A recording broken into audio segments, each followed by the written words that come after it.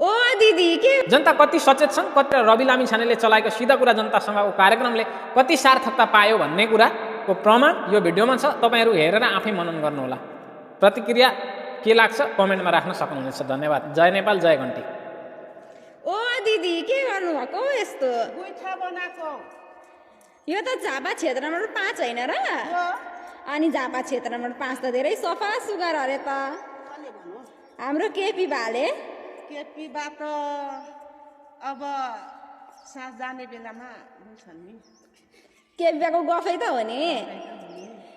अनि अहिले घरमा पाइप ल्याइदिन्छु भनेर चुनावमा बोल्छन्, चुनावमा जितेर गइसक्यो भने झापा क्षेत्र नम्बर 5 बिर्सिहाल्छन्।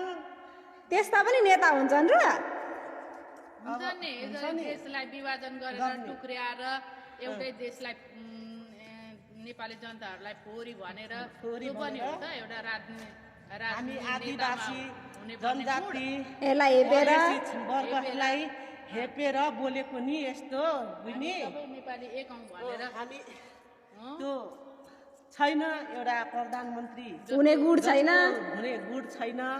त्यस्तो अब देशको अब गाँजा नै सम्झिनुपर्छ कि प्रधानमन्त्री त्यस्तो बोल्नु हुँदैन थियो। हाम्रो भित्रदेखि चित्त दुखेर हामी देशवाली बालनलाई नै भोट ठोक्छौँ। हाम्रो यता